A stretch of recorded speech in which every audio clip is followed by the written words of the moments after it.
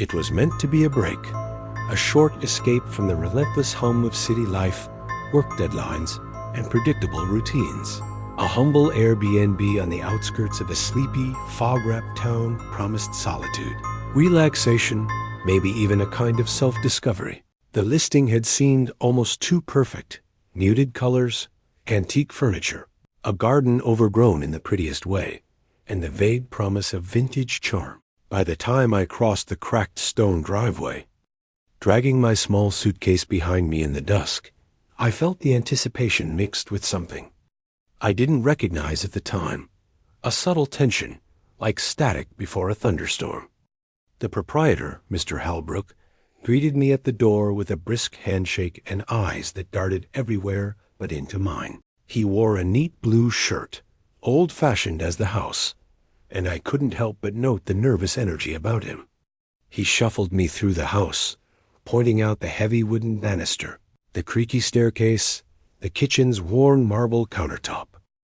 Each room was cluttered with odd knickknacks, ceramic owls, pocket watches, brass keys in little glass jars. It was charming, I tried to convince myself. As we passed down the main corridor, my rolling suitcase's wheels stuttering against the uneven floorboards, Halbrook paused only once by a faded green door at the end of the hallway. "This part is under maintenance, so please don't disturb," he said, voice dropping a register.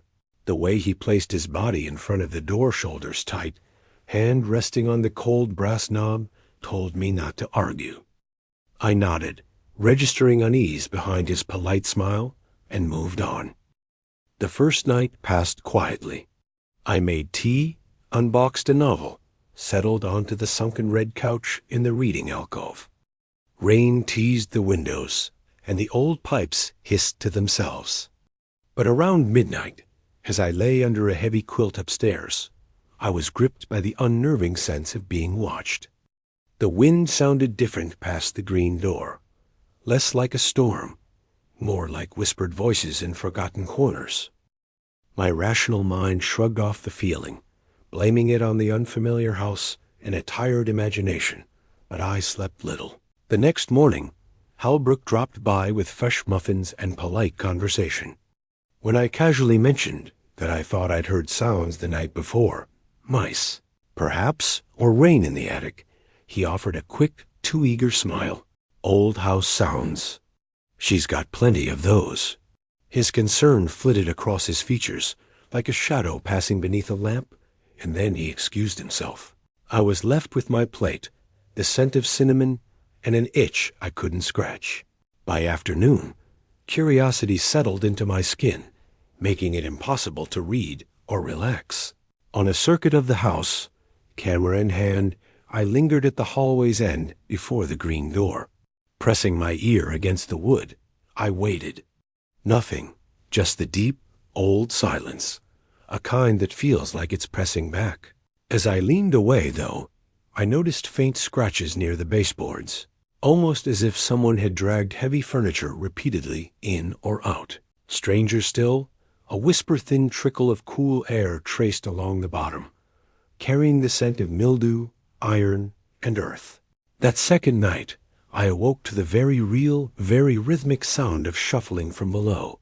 It came in fits, like something or someone sifting through boxes, pausing, then scraping again. I might have told myself it was plumbing or the house settling if the pattern hadn't changed.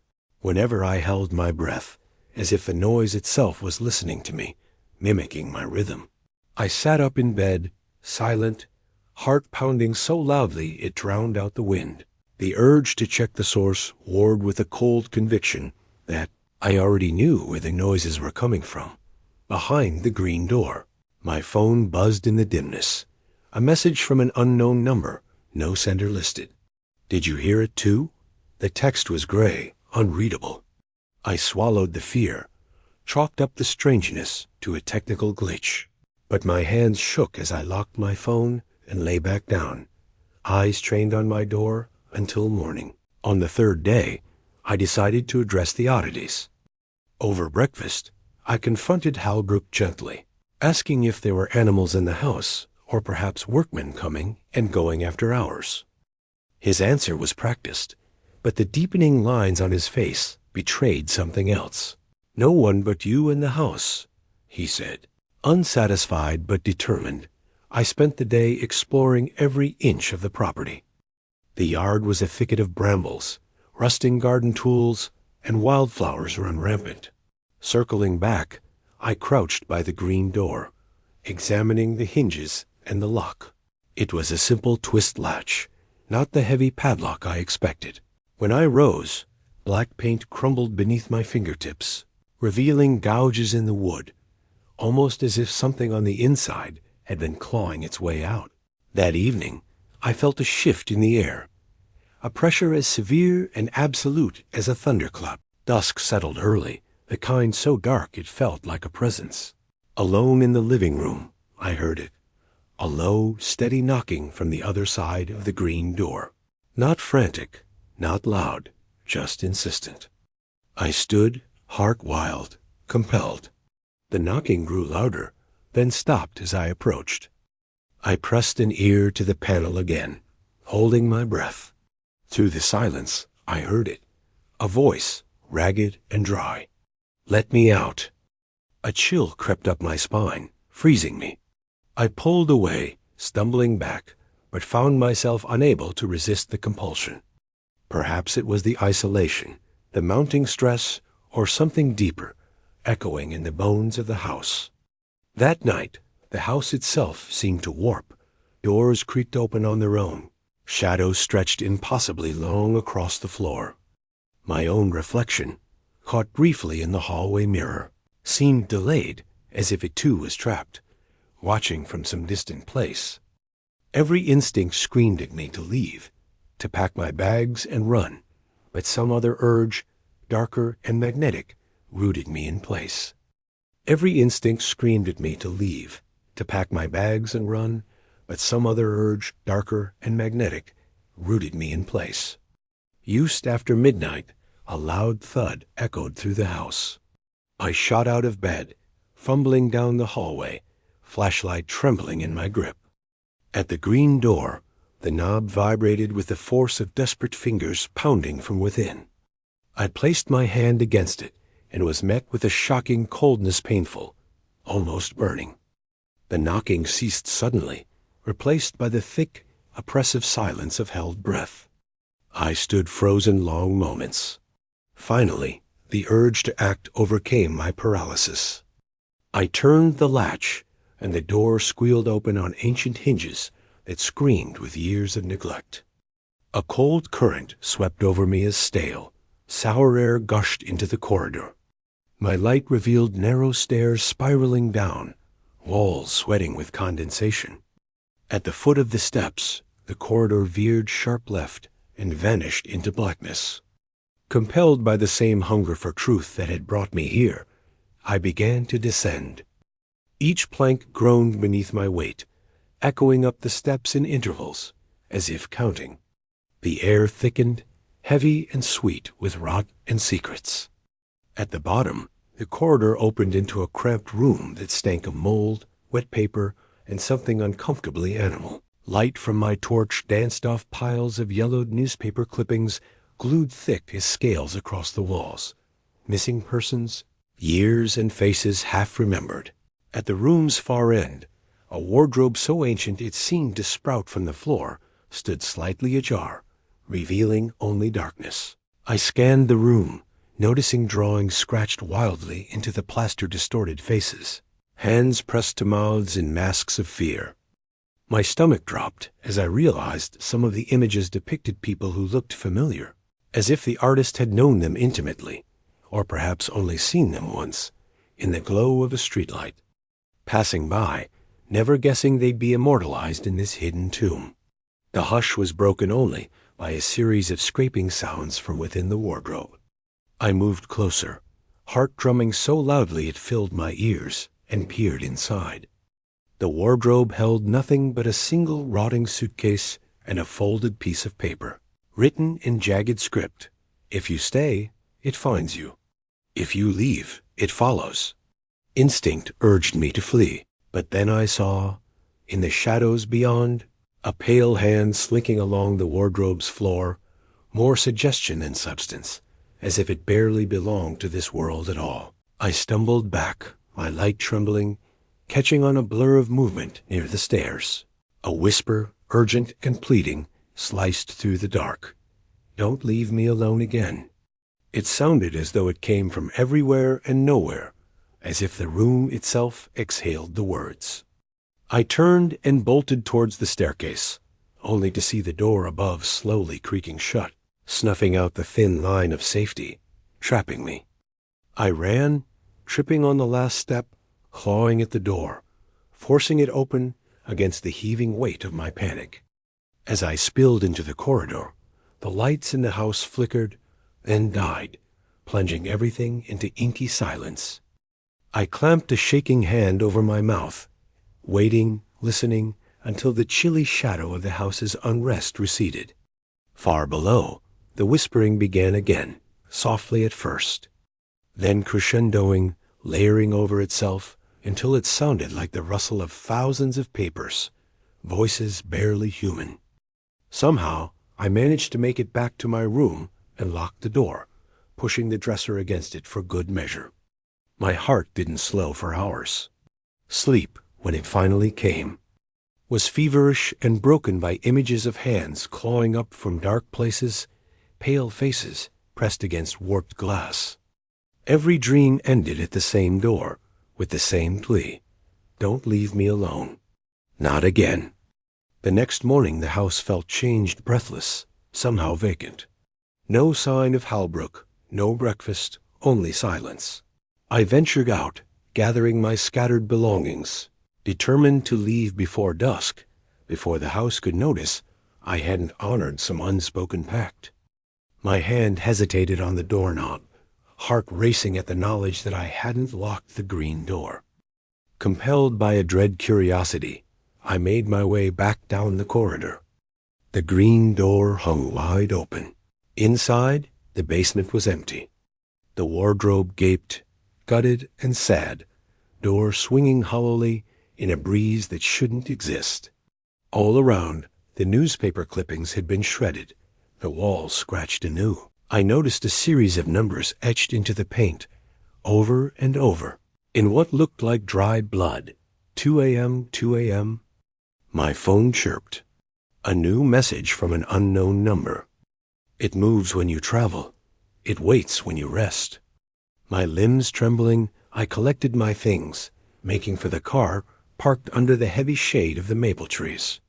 As I slid into the driver's seat, I glanced back, and for the briefest second, I saw a silhouette framed by the upstairs window, a shape, watching, undefined.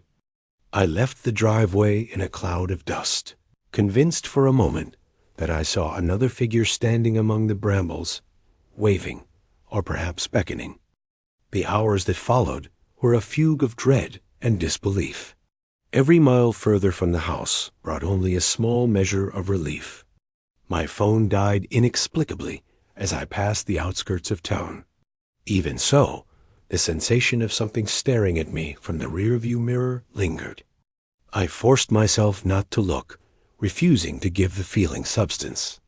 I made it home by midnight, exhausted and hollowed out, determined to believe the whole thing had been a product of fatigue and old house atmosphere.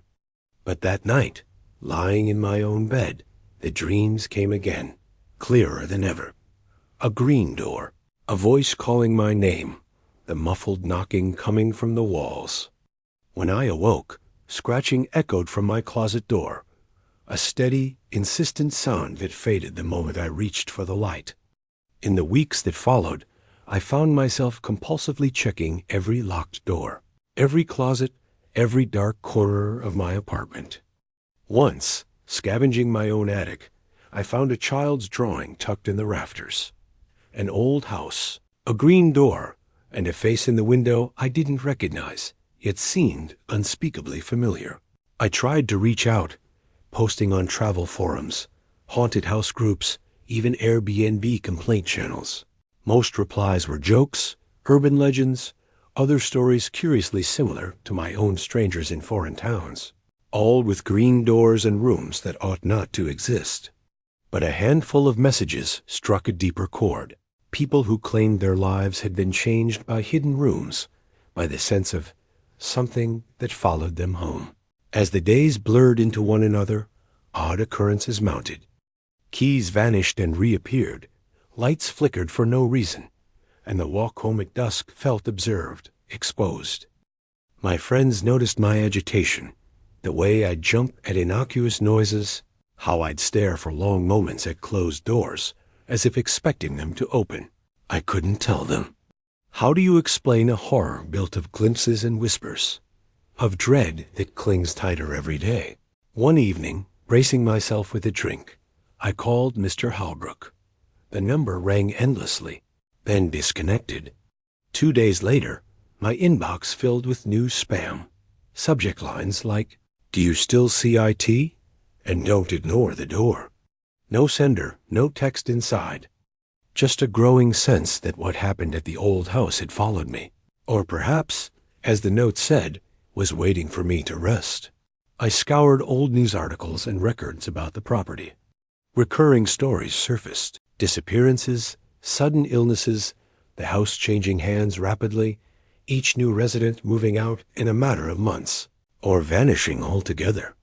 The green door was mentioned by locals as the witch's mark, a relic from a past scandal, left locked for good reason.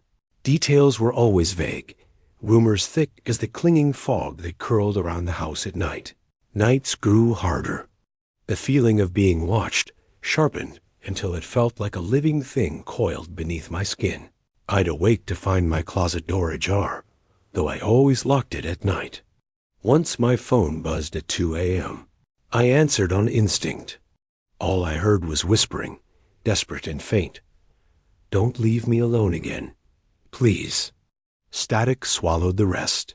Desperate, I visited a therapist, attempting to exorcise the fear by naming it. "Have you ever experienced sustained paranoia?" she asked, noting my shaking hands, sunken eyes. It felt absurd, telling a medical professional about haunted doors and cursed basements, and yet something in her sober expression suggested she didn't dismiss me outright. Sometimes trauma finds expression in the places we least expect it. Sometimes trauma finds expression in the places we least expect it. But this wasn't just trauma. It was recurrence. Once, while walking home, I caught my reflection in the dark glass of a storefront, and the face beside mine was not my own. A featureless blur that mimicked my every move a heartbeat too late. The culminating event happened 2 months later. I'd fallen into a routine of triple-checking every door, sleeping with the lights on, reciting my schedule to remind myself I was not losing grip. The knocking began again, this time louder, sharper, as though it would bash down the door. I staggered into my hallway, finding, impossibly, a tiny green rectangle painted on my closet door, delicate and fresh. I stared, frozen with the realization it wasn't over, hadn't ended with my escape from that house. Beneath the rectangle, another note, handwriting eerily familiar. Once you open the door, the room is never truly closed. Panic is a curious thing. Sometimes it roots you to the floor. Sometimes it claws you upright. I flung the closet door wide. Nothing but coats and old boxes. Still, the sense of something shifting, moving just out of sight, pulsed in the shadows. That night, as I drifted into uneasy sleep, dreams carried me back down the narrow basement stairs, back to the wardrobe. Pleading voice asking for freedom, for witness, for company. I woke to scratching at the window, a pale hand pressed to the glass, receding as I stumbled up, heart rattling inside my chest. I moved soon after, leaving the city, the apartment, ostensibly in search of peace. The episodes waned, became memories. But even now, as I sit in my new place, every once in a while I see that sliver of green, a door in a place where it should not be. I hear the faintest tapping in the walls, and sometimes, in the half-conscious moments before full waking, a whisper, "You're not alone. Thank you for not leaving me." If you ever find yourself in a strange house, faced with a locked or painted over door, think very carefully before you open it. Some rooms are better left undiscovered, some stories better left untold. But if, in your curiosity, you can't help yourself and step through, listen for the voice that follows. Be wary of the silence that lingers afterwards. For once you find the hidden room, it finds you, and you may never truly leave it behind.